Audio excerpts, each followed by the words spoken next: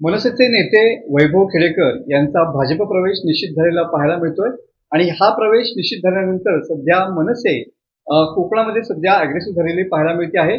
संबंध मुंबई गोवा महामार्गावरती सध्या एक होर्डिंग लागलेला आहे आणि या ठिकाणी कोकणातल्या लाल मातीत निष्ठेची परंपरा अशा स्वरूपाचं हे होर्डिंग आहे आणि तेच होर्डिंग सध्या चर्चेचा विषय बनलेले पाहायला मिळतात। आपल्यासोबत मनसेचे नेते मनीष पात्रे साहेब आहेत।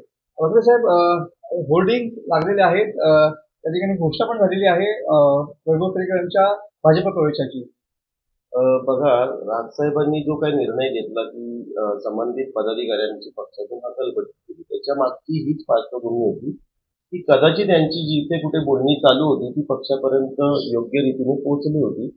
आणि दुसरी गोष्ट की आज आम्ही सगळेच महाराष्ट्र सैनिक इथे, प्रत्येक महाराष्ट्र सैनिक खूप आनंदी आहे, कारण पक्षवाढ करण्यासाठी आदरणीय राजसाहेबांची जी विजन आहे, जी दूरदृष्टी आहे, ती साकारण्यासाठी या ठिकाणी मनसेला आता खूप मोठी संधी आहे। असंख्य पक्षप्रवेश आमच्याकडे होण्यासाठी लोकांचे फोन येत आहेत सातत्याने आणि त्यांना जिथे जायचं आहे तिथे त्यांनी जावं, सुखी राहावं। महाराष्ट्र नवनिर्माण सेना यापुढे रत्नागिरी जिल्ह्यात जोरदार पद्धतीने वाढणार हे निश्चित।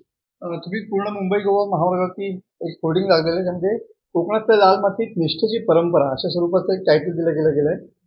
काय सांगाल याच्याबद्दल? ही खरी गोष्ट आहे। आपल्याला सगळ्यांनाच माहिती असेल की कोकणाची माणसं ही अत्यंत साधीभोळी असतात आणि प्रामाणिकपणे काम करत असतात। म्हणजे जनता दल पासून जर आपण इतिहास पाहिला तर ज्या ज्या पक्षामध्ये ती काम करत असतात ती स्वार्थासाठी नव्हे तर ती आपला पक्ष आणि आपल्या भूमीला या पद्धतीने आपण काय देऊ शकतो यासाठी कार्यरत असतात। आज देखील आम्ही सगळेच महाराष्ट्र सैनिक कोकणच्या सगळ्या विकासासाठी, म्हणजे सर्वांगीण विकासासाठी आम्ही सोबत आहोत। राजसाहेबांच्या इथले उद्योग, इथली शेती, इथली जमीन, इथले रस्ते, सर्वच विषय। निष्ठाचा विषय येतो। कोकणाच्या लाल मातीत निष्ठा नेहमी कायम आहे, नेमका याचा अर्थ काय होतो? निष्ठा कायम आहे म्हणजे आम्ही सगळे साहेबांसोबत आज 20 वर्ष महाराष्ट्र नवनिर्माण सेनेचं काम करतोय। एकही पदाधिकारी इकडे हल्लेला नाही। जे जाणारे होते त्यांना अगोदरच पक्षातून बाहेर काढलेलं आहे। त्यामुळे निष्ठावंत पदाधिकारी जे राजसाहेबांच्या विचारांची एकनिष्ठ आहेत, कोकणाच्या शाश्वत विकासासाठी एकनिष्ठ आहेत, ते सगळे निष्ठावंत आज महाराष्ट्र नवनिर्माण सेनेत आहेत आणि असंख्य लोक मनसेमध्ये प्रवेश करण्यासाठी आता इच्छुक आहेत। नक्कीच वैभव खेडेकर यांचा प्रवेश भाजपमध्ये निश्चित झाल्यानंतर आता मनसे या ठिकाणी कोकणामध्ये पुन्हा एकदा या ठिकाणी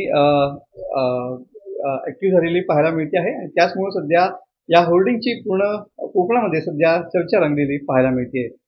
मनोज देले, TV9 मराठी, रत्नागिरी।